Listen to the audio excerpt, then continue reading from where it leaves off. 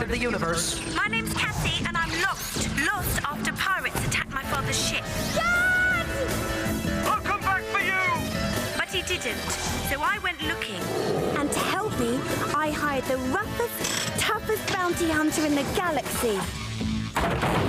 And that's when my troubles really began.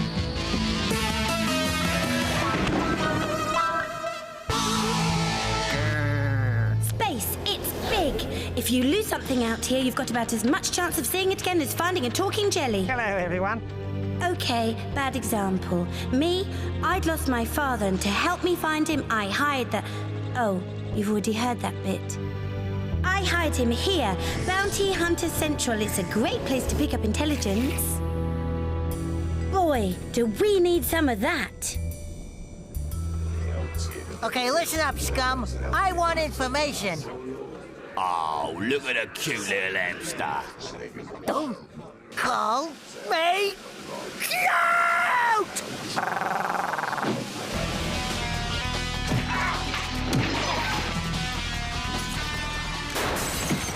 Fighting again, hamster? No, I was gathering information. And what information did they give you? I'm no good at fighting. After him! Run! Oh, another bright idea. Commencing emergency takeoff procedure. If I had my keys. Oh, here they are in the glove compartment. Blast off! You gotta get up early in the morning to catch this, hamster. Hey, what's happening? Firing escape rockets. I meant to do that.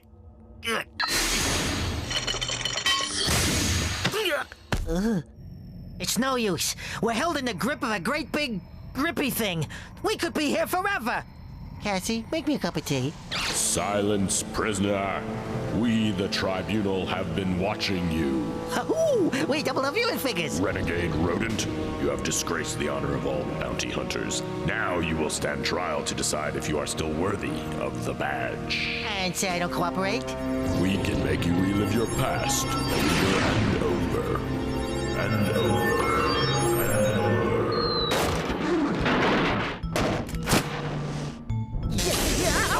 And that! And that!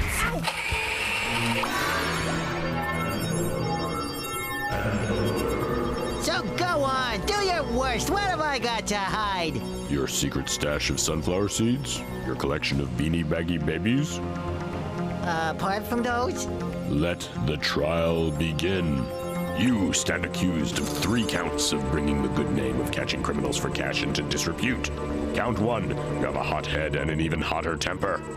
Moi? I am very cool under stress. Don't call me cute! Me a cute! Cute! Call me cute!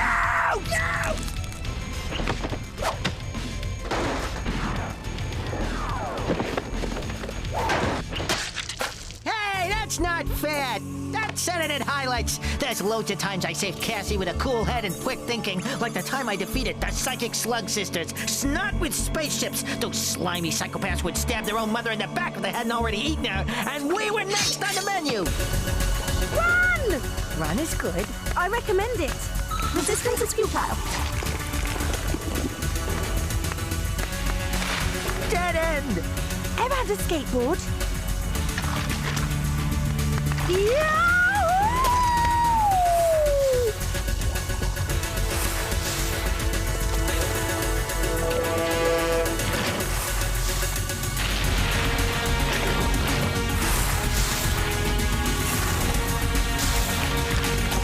Next time I'm wearing shoes.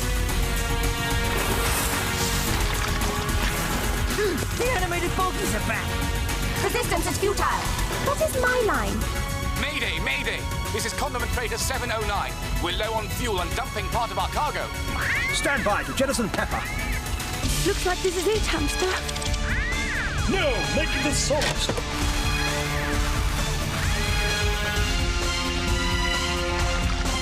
Resistance is futile. Ooh, that's Wipeouts! Did you see? Did you see what I did there? Count 2. You claim credit for the efforts of others. No way, I'm modest. I'm the most modest guy that ever lived. I'm always saving Cassie. Like the time she was kidnapped by Abnormality Jane. It was up to me to mount a daring rescue.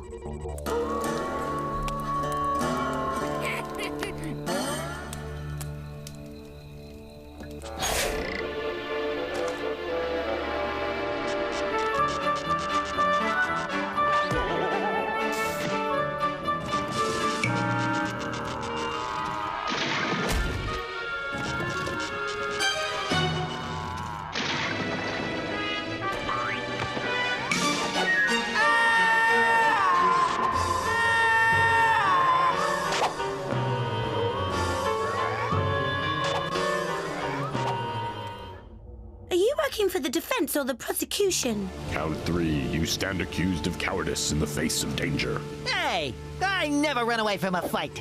In fact, I tend to run towards him. Like the time Cassie got a robot puppy, but he turned into a monster. Oh, you want to play rough? I can do that too.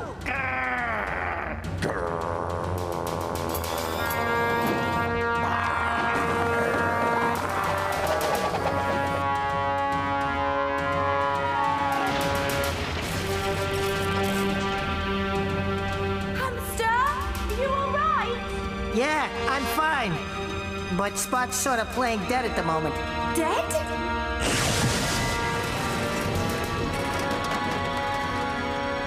It's okay. He got better.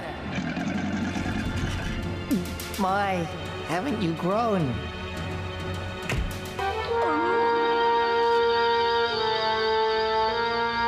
Get away from him, you mongrel.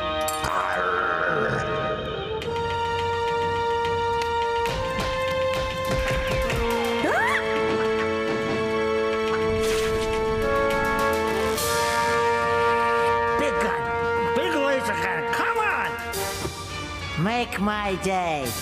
Tickle, tickle. It's all yours, Cass. You're doing great. Any last words? Yeah. Fetch. Fetch? Fetch! Hey, that was nice work, Cassie. Oh, thank you very much. Hey, if it hadn't been for my quick thinking... We wouldn't have gotten into trouble. Have you anything to say before we reach our verdict? Yeah, I do! As a matter of fact, I want another flashback. What about the time I saved Cassie from the universe of a million suns? It's a universe with a lot of suns. It's no place to tow an iceberg asteroid behind a space whale. You know, like you do. If we don't get out of this galaxy fast, there won't be enough asteroid left to fill a teacup. Emergency thrusters! Make that a thimble. Enough already with the thrusters! Sorry, Pumpkin. Maybe there's something that can help in my cheeks. What's that? Doing a what so? I can't take much more of this. Perfect. Yep. So much cooler now. I'll be back.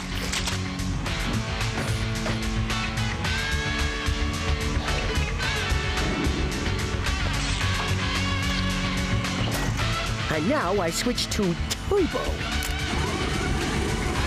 And then there was the time I saved the dolphins, and invented a cure for mobile phones, and I bet this guy's got something good to say about me. The chances of me saying anything good about you are approximately 10 billion to 1. Who is that guy? Ah, come on. There must be loads of people who want to sing my praises. Okay, I get the message. The evidence against you is overwhelming. Wait! I haven't had my say yet! Look, I know that the hamster's not perfect. I know that compared to other bounty hunters, he's probably about as much use as a porcupine in a spacesuit. But he's been there for me since the day we met. Sure, there's been bad times. Lots of bad times. Boy, have there been a lot of bad times. But there's been good times too. And he's always stuck with me, whether I paid him or not. And that makes him better. Far better than any bounty hunter. That makes him my friend. Beautiful. Reminded me to give you this. Your bill? Enough. We have reached our verdict. They made you the bounty hunter? They said I was brave, bold, noble, and not afraid to take on lost causes like you. So they gave me your badge. Well, just for a little while, right? Not for the rest of our lives, eh, buddy? Hey, chum? Hey, pal? Hamster, Yes? make me a cup of tea.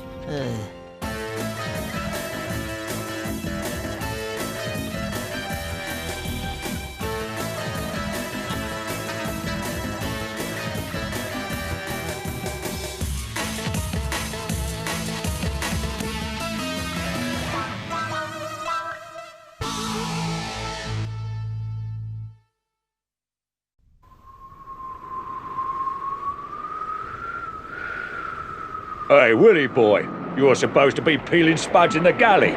The captain will be hopping mad if he catches you skylarking. Watch it, here he comes. Pirate William, how often do I have to tell you that suffering seagulls? Why didn't I think of it before? Willie, you're a genius.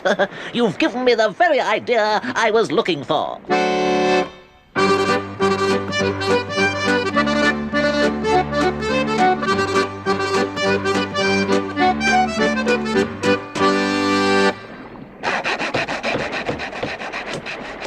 Oh, course, stone and crow's nest.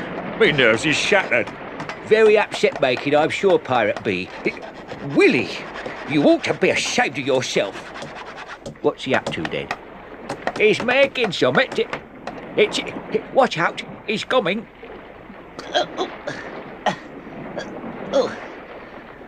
Careful now. Easy does it. Remember, this is the greatest invention since the wheel. Put it down on the deck. Oh dear, whatever have you been going to done this time, Captain? Hey, it's a kite. Precisely, Willie, but this is no ordinary kite. It is a kite designed to carry a man high above the masthead. Let me explain.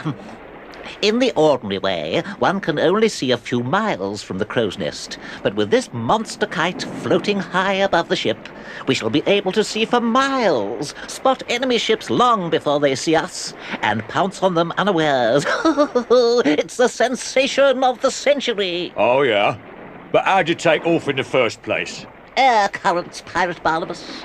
The forward motion of the ship, the upward movement of the breeze. Simple when you have an education like mine. Right, now who's going up first? Chippering jellyfish. Where have they all gone? Well, looks like it's going to be you, Captain. Oh, very well. Master Mate, wherever you are, I want the weather forecast. Yeah, aye, Captain. That is, yes, Captain. Yeah, it's the shipping forecast. Winds fresh to strong and variable. Oh, well, that's all I need, Master Mate. Come, Tom, to the poop deck, and carefully. Very soon, all was ready. Pugwash sat in his kite, while Willie stood by on the winch. Prepare for takeoff. More sail, me hearties. Full speed ahead. Aye, aye, Captain. Full speed it is. And I'm away.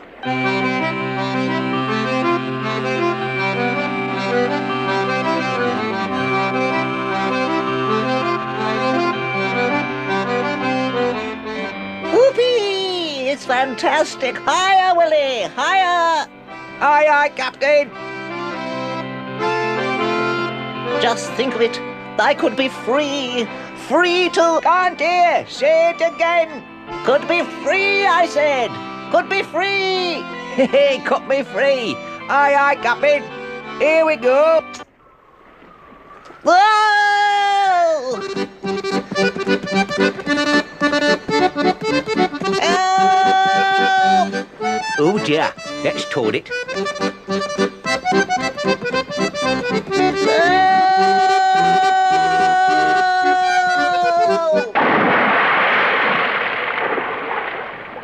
It's all right. We're coming, Captain. Well, hurry up then. The water. It's wet. Staggering starfish. What about me?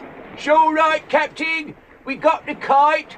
Yeah, the sensation of the century. Couldn't risk losing that. Aye, the greatest invention since the wheel. Don't worry, Captain. We'll come back for you later.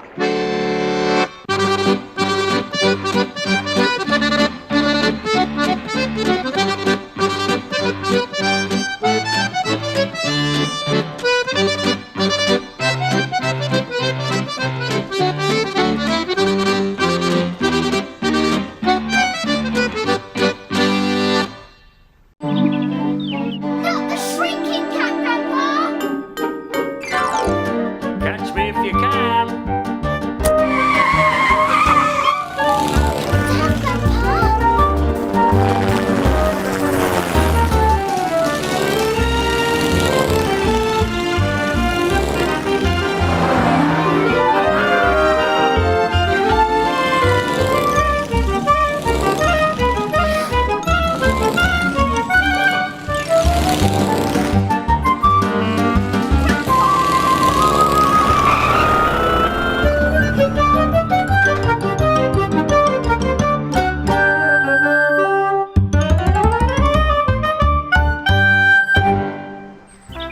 It was a quiet morning at the mill on the marsh. I was with Grandpa and Wolfie, getting ready to go on a nature ramble with Mr. Yomper Stomper and lots of other Sunny Sands friends up Misty Moor Mountain. It's nearly 10 o'clock. Mr. Yomper Stomper's running late as usual. Have you got your water bottle, Josh? Yep. Just then, Great Aunt Loretta, Grandpa's sister, came in. I ate that squeaky sausage. Here's your lunchbox. It gets pretty chilly up that mountain, you know. How many pairs of socks have you got on? Excuse me. I'm in charge of Josh today, thank you. I'm in charge of everything. I've got hotel guests coming at 12 o'clock, and the things I have to do by then would make your hair curl. Poor Grandpa was going to have to put up with Great Aunt Loretta on duty. Right, I'm glad that's understood. I wondered what she'd put in my lunchbox. Great Aunt Loretta makes the most disgusting food.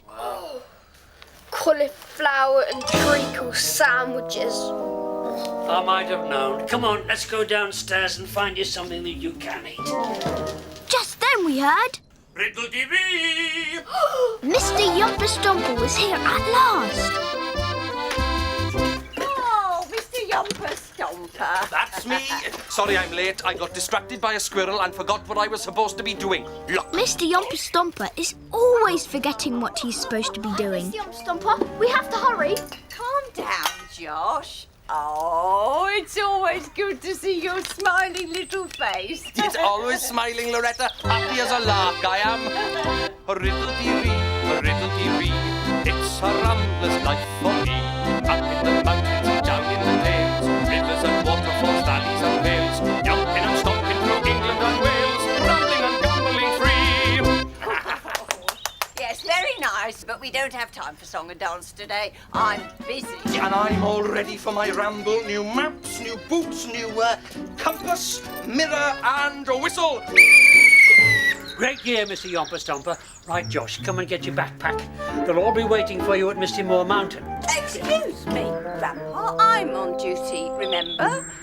And before Mr. Yomper Stomper goes off on his ramble, he can help me out. I'm rushed off my feet, I am. Here. Come on, Josh. Get pegging. Josh, sausages, some cheese, and Miss Smiley's groovy grape delight. Thanks, Grandpa. Oh, we must chivvy Mr. Yomper Stomper along. He gets so easily distracted. I wouldn't be surprised if he's forgotten why he's come. And Grandpa was right. Outside, Mr. Yomper Stomper was beginning to enjoy pegging out Great Aunt Loretta's washing, and he'd completely forgotten why he'd come. Waterfalls, valleys and hills. Jumping and stomping through England and Wales. Rambling and gambling free. It really is time to go, Mr. Yomper Stomper. Oh, yes, I quite forgot. Sorry, Josh. Excuse me, Grandpa. I haven't quite finished with Mr. Yomper Stomper yet. Let me remind you, I am on duty here, and everybody has to do what I say. Whee! Rambling and gambling free. She's not going to listen to me. She's on duty. What can we do then, Grandpa? Well, if I can't get you off on your ramble when I'm big, maybe I can when I'm small. Not the shrinking cap, Grandpa. Catch me if you can. You know when Grandpa shrinks, there's no stopping him. He can run faster than a cheetah and he can jump higher than a kangaroo. He can fly on Gordon the toy seagull and he can drive around in my cousin Jason's car. But today he ran outside and he hid in Mr. Yomper-Stomper's backpack. Great Aunt Loretta was all giddy from spinning round. Suddenly, Grandpa did this. Then he hid again. I think it was my whistle. Maybe it's trying to tell me something. Don't be so silly. Whistles can't blow themselves. It was you, wasn't it?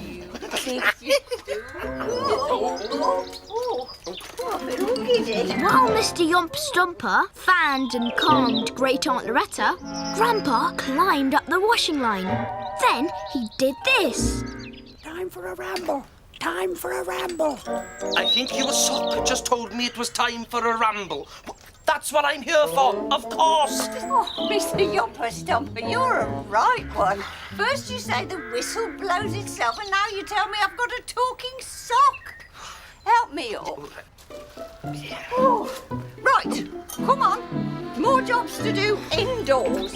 Sorry, Josh. Be as quick as I can. We'll have to try something else. Grandpa gone for a little lie down, I suppose. No help at all, as usual. Now then, Mr. Yomper-Stomper. Just then, Grandpa came inside. There's here, and amongst sucker. And here, and...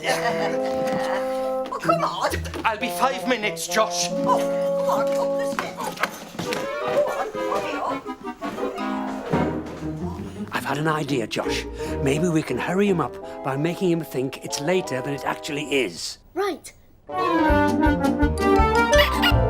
Grandpa changed the clock from 10 o'clock to 11 o'clock. Catch me!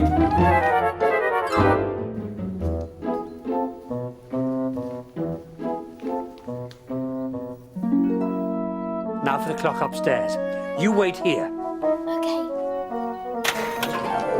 And up he went. Upstairs, Mr. Yomper-Stomper and Great Aunt Loretta are having fun. Just then, Grandpa arrived in Upsy-Downsy. Good grief.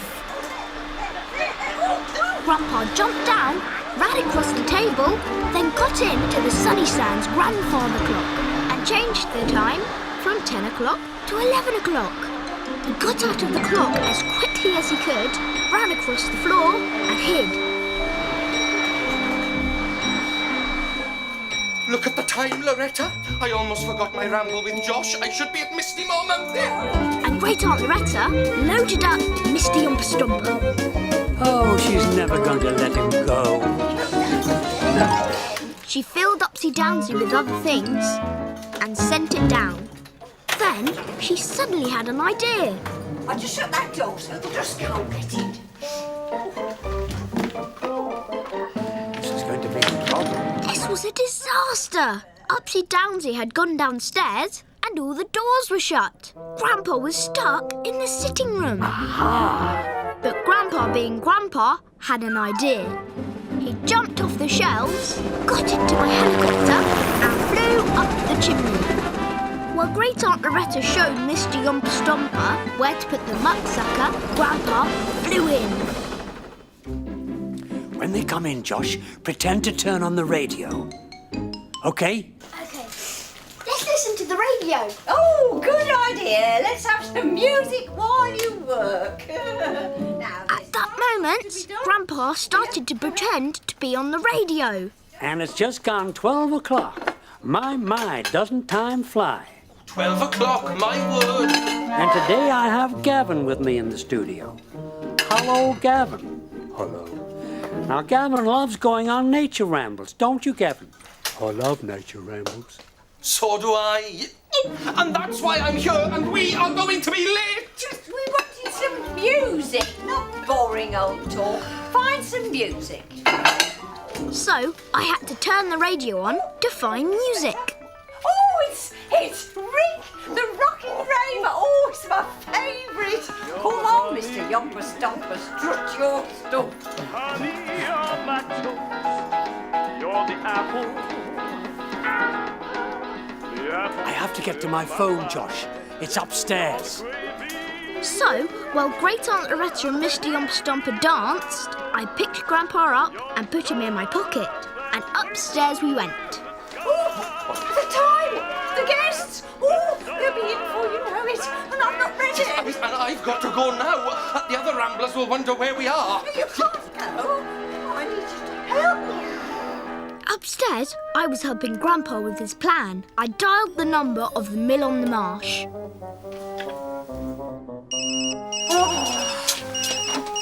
Mill on the Marsh, Loretta speaking. How may I help you? Yes. Who? Who? Oh, hello. We were supposed to have arrived this afternoon, but I'm afraid we're unable to come because my wife has... Grandpa needed an idea. has had a baby. Oh, Yes, she's had a baby. right. Well, actually, I'm quite glad you can't come because we're not ready for you. Goodbye. Oh, Mr. Yomper Stomper, what a relief. Guests have cancelled. Oh. I am going for a little lie down. And I am going on my ramble with Josh. Josh! Josh! Come on, Grandpa, quick. We did it, Josh. You're going to get your ramble after all. I call it teamwork. Teamwork. Ready, Mr. Yomper Stomper? Rickle dearie, I most certainly am. Loretta's gone for a little lie down. The guests have cancelled. Have they? Oh dear, what a shame. That'll be the guests. Will you be okay, Grandpa? Of course I will. I'm on duty.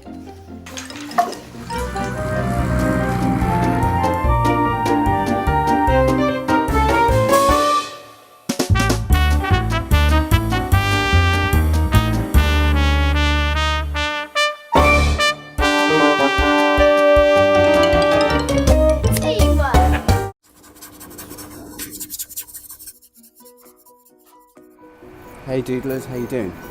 I'm at a train station in Devon, about to get on the train off to Blackpool in the northwest of the UK, which is about 1 million miles away from Exeter where I live. So I'm going to use the time on the train to do another little illustration for you, another little tutorial, exploring some of the stuff that we've already talked about, turning rectangles into animals. Yeah, it's going to be drawing live on a train, on a wobbly train. This is an extreme illustration, so we shall see how it goes.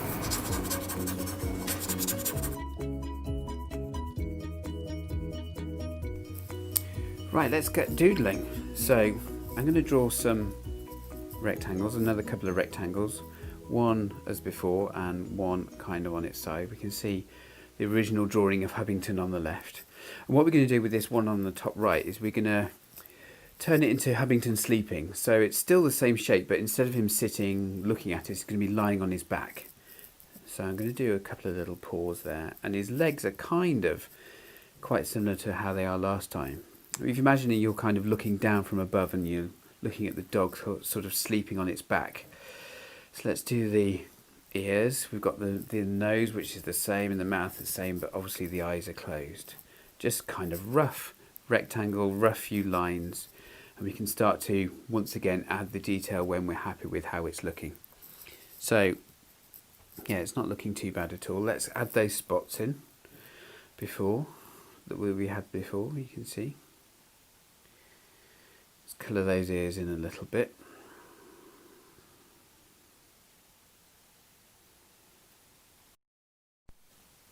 Start to make these lines a bit thicker, adding those detail as we go. Make the eyes a little bit thicker so they stand out. Get the little eraser and just erase that bit under his eye so it's not kind of going over his nose. Just go around the edge of his mouth. making those paws stand out a bit. Hopefully you can sort of see that it's still Hubbington, but this time he's kind of lying on his back. Add a few of those little fur marks. Again, we're not going to kind of worry about the detail, about trying to get every little bit of fur. It's just a kind of rough cartoony drawing. It's what I do whenever I'm kind of out and about, or even sat at home. Just get the sketchbook out, whether it's the iPad or pencil and paper, and just get drawing. Draw something each day. I'm going to rest the pencil on its side. Do some little shadow marks on its side, so we can sort of, it gives it that sort of 3D quality, like he's lying on top of the paper. You can see that the rectangle isn't a neat rectangle. Doesn't need to be a little neat rectangle. Can be quite rough. Stu comes, little snoring coming out of him. He's always snoring. It's the world's loudest snorer, apart from me, that is. So we're going to have a look at this rectangle. So we've tilted the rectangle on its side, and this is going to be Hub's running. So we're still going to use those big flapping ears, but they're kind of going back like they're sort of being caught in the wind. A couple of circles for eyes, little rectangle for nose. Oops, I'm not quite happy with that mouth. Get my eraser. This is why I always draw faint, so you can get rid of any of these little mistakes, and it's not too difficult. Do little legs. 2 jumping forward, 2 jumping back, and the little tail. Again, do those eyebrows, do those eyes. He's running quite quickly, or as quick as he can run. It's not the fastest of dogs, but what he lacks in speed, he makes up for in gusto. Again, we're going to put those little spots on. Not too worried about them looking exactly like he does in real life. Just sort of the impression of little spots, and colour in his ears. Then we can start to think about the shadow underneath, but this time, because he's sort of leaping, the shadow is just going to be underneath him, so it looks like he's in midair. So again, I'm going to turn the pencil to the side. Let's colour in the nose. A few more of these little fur things here. Turn the pencil to the side and just kind of use the side of the pencil to do a bit of shading underneath. There we go. And then hopefully you can see that just by sort of tweaking the shape of the rectangles, we've gone from 1 hubs to 3. So again, have fun, experiment, see what you can do, whether you want to do hubs or whether you want to do your own dogs. Just draw some rectangles, see what kind of dogs you come up with. But yeah, happy doodling, and I'll see you again soon.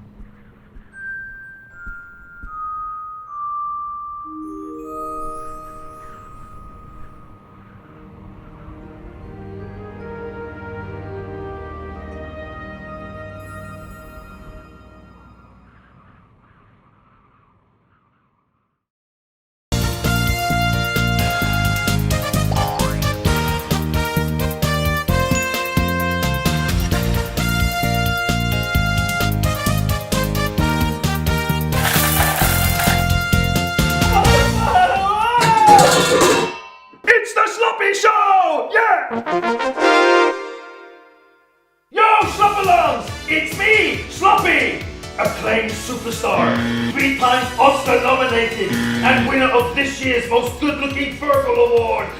Okay, so none of that may strictly be true, but my name is Sloppy. Oh. So today we are going to learn about fractions. What are fractions? Well, Sloppy knows what his favorite fraction film is. The Incredibles! Oh my days, they really are incredible! What?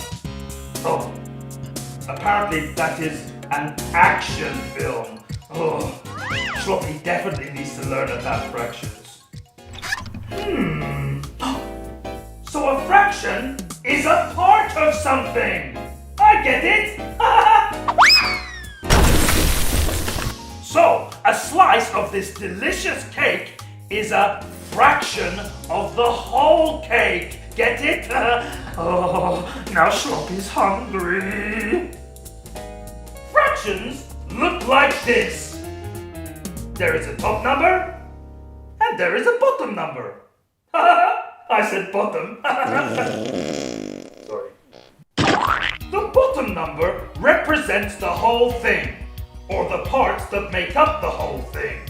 So, if I was to cut a mouth-watering cake into 4 pieces, the bottom number would be 4 and would represent the whole thing. The bottom number is called the denominator. Say it with Sloppy. Denominator. Sounds a bit like a Transformers robot. I am the denominator. I am the denominator. The top number is the part of the whole thing. It's called the numerator. The numerator. So we've got the numerator and the denominator. Remember those words, okay? This top number should be smaller than the bottom number because it always represents a part of the whole thing. So, if I eat just one little slice from this whole cake, then I will have 3 slices left out of 4, right? Lovely cake! Yes! So, we would write it like this. 3 over 4. 3 quarters! I would have 3 out of 4 slices of cake left. And that's a fraction! We're fractioning! Although, I'm not sure that's a word.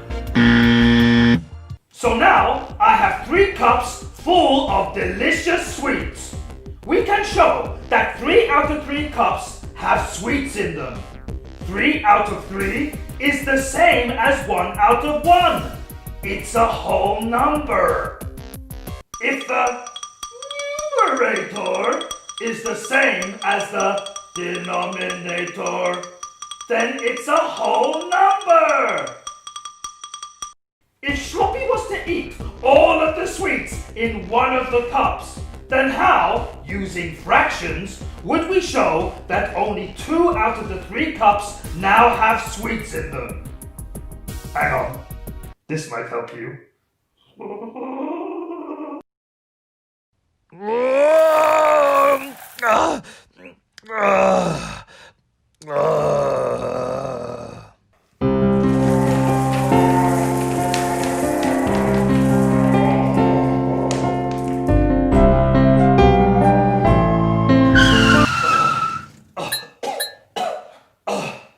So, in total, we still have 3 cups. So that's the bottom number, the denominator, denominator, denominator. But now, only 2 of the cups have sweets in them. 1, 2, 2. That's it. The numerator here is 2. 2 out of 3. Another fraction! I did it! Sloppy-tastic!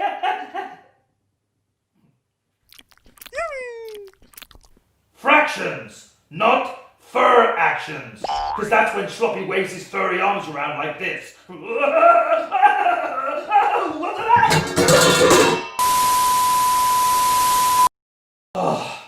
Yes, fractions are important for a couple of reasons, especially when it comes to sharing things equally. For example, if you buy a pineapple pizza and there are 8 people who want a slice, then you'll know to cut the pizza into 8 equal slices, so each person gets 1/8, 1/8 of the pizza. However, in this case, that can't happen, because Sloppy has accidentally eaten the whole thing. And now Sloppy doesn't feel too good.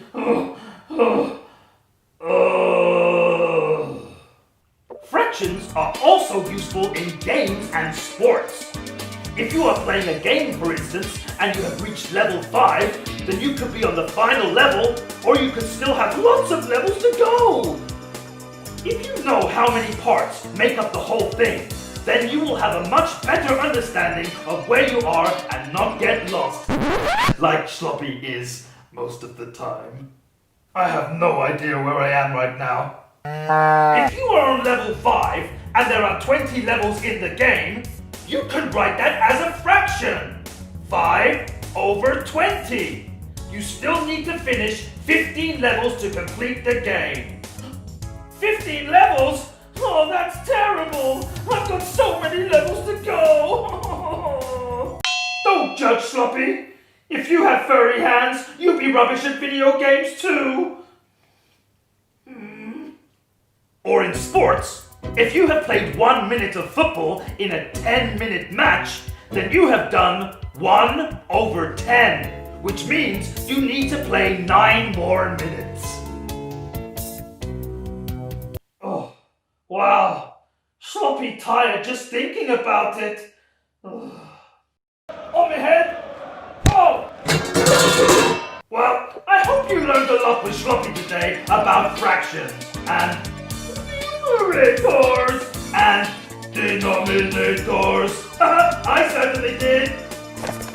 Who knew fractions were so important and helpful in life, and that they actually have nothing to do with action films? Sloppy would be great in an action film. Agent Sloppy, at your service. Ow, ow, ow, ow!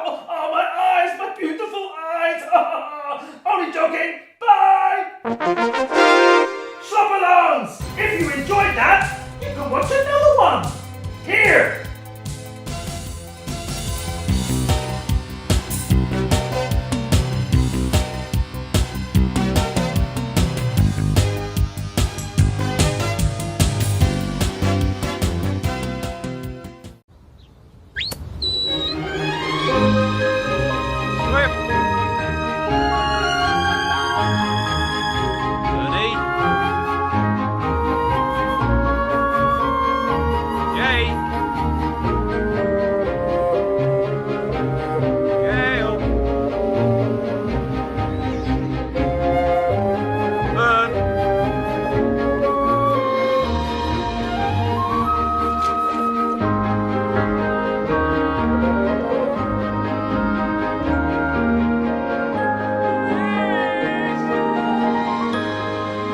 Mist, sheepdog tales.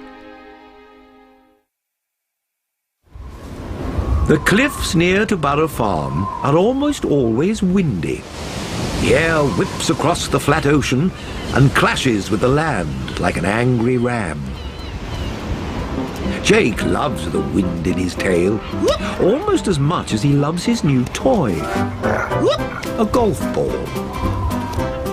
This funny little round thing is almost as much fun as a stick. And when I've got this in my mouth, I never get stuck in narrow gateways.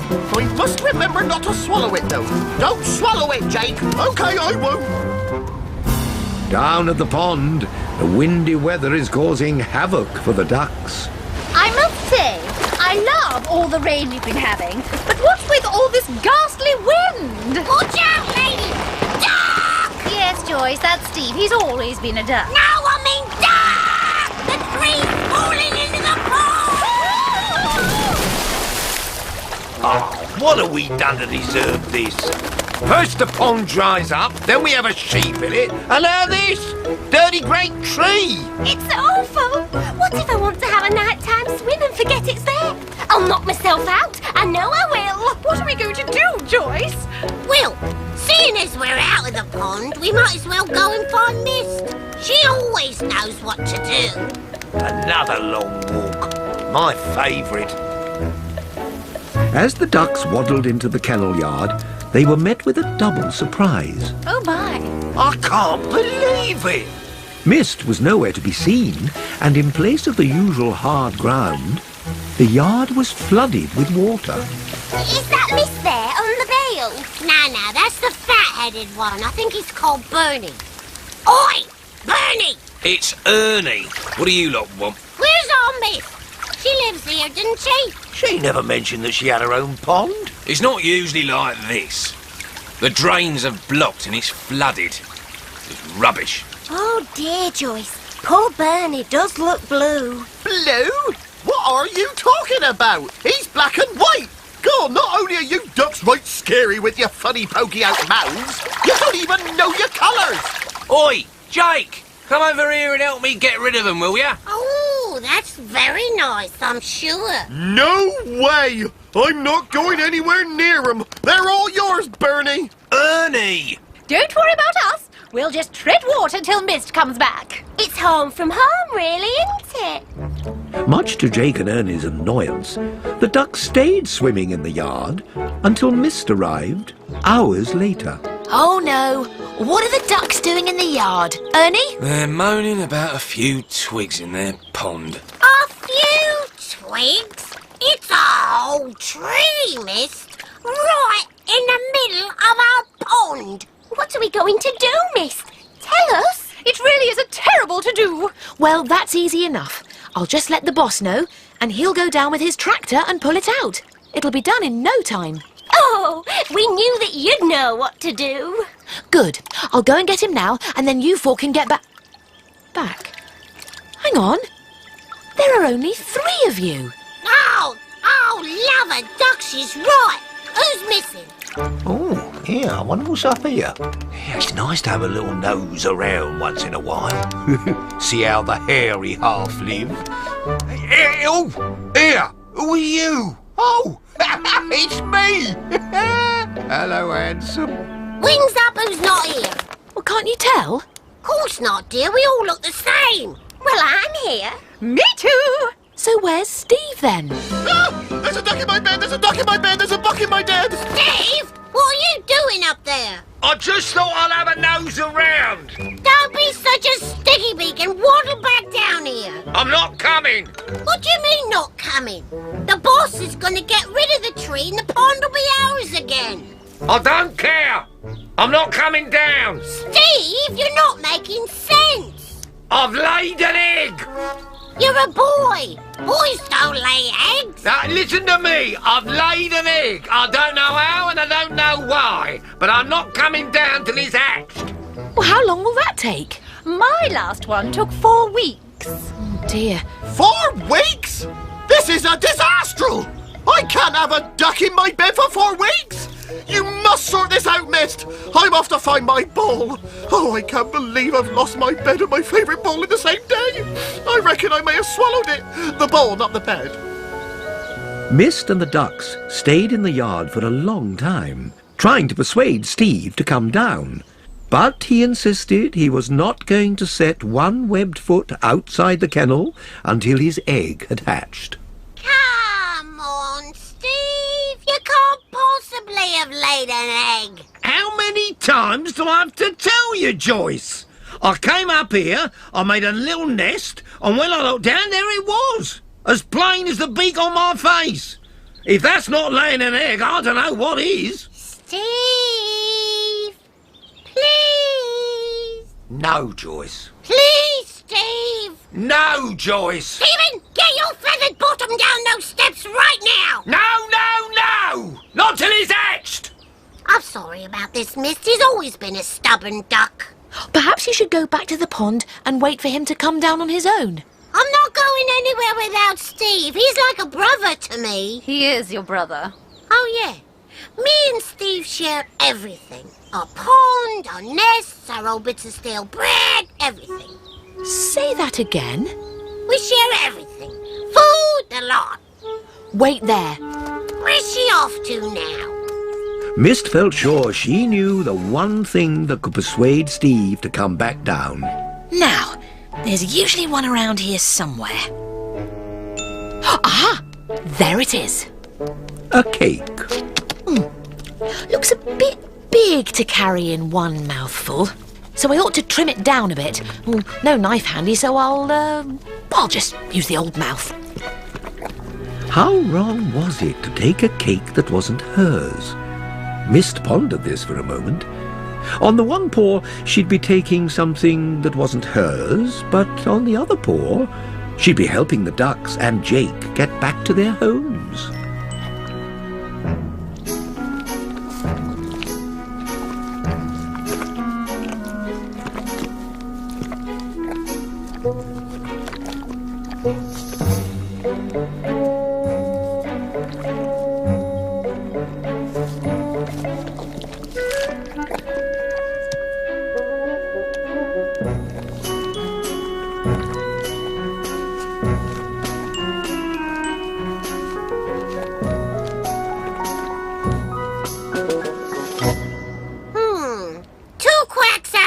For presentation, but 10 quacks out of 10 for taste. Delicious!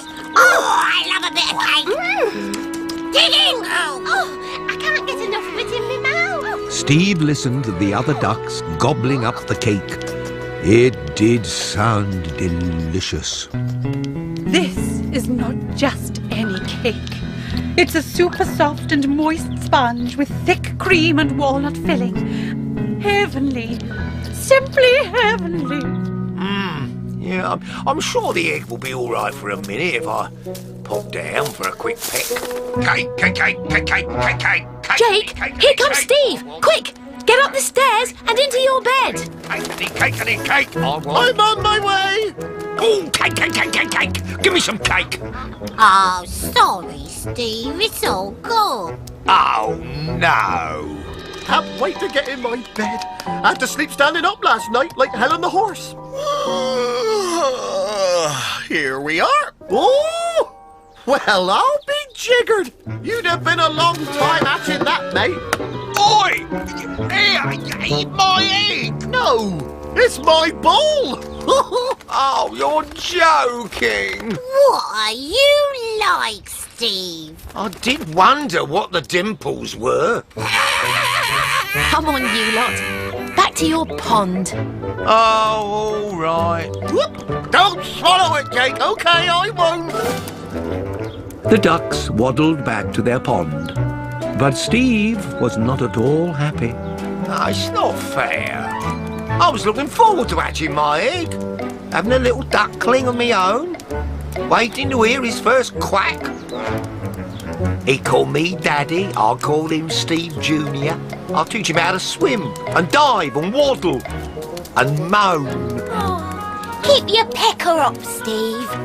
Yes, worse things have happened at sea. Jessica's right, Steve. You should think yourself lucky, really.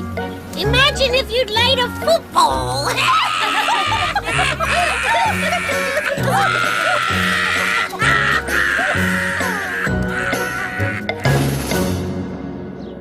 And we'll be here again to see Mist on Windcutter Down.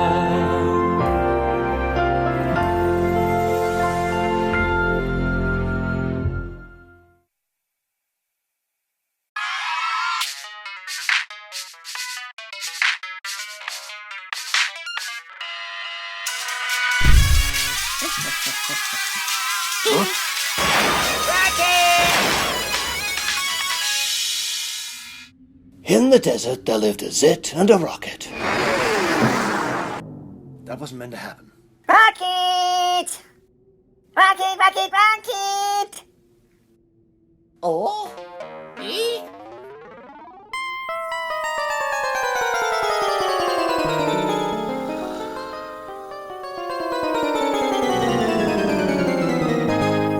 Rocket!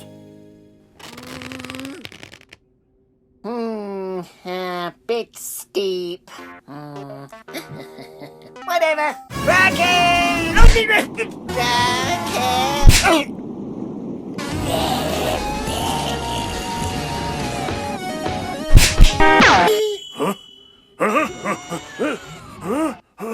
What you doing?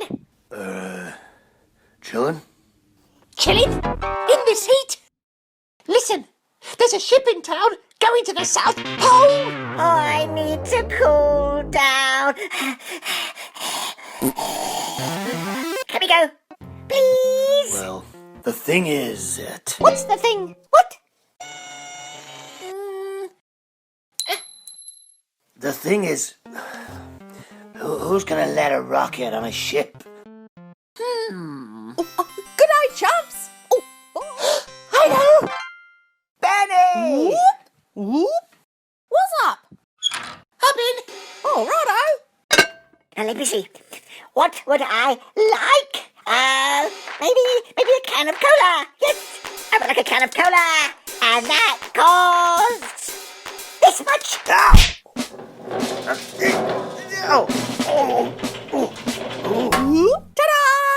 Don't know what this is about, but ta-da! A cola machine.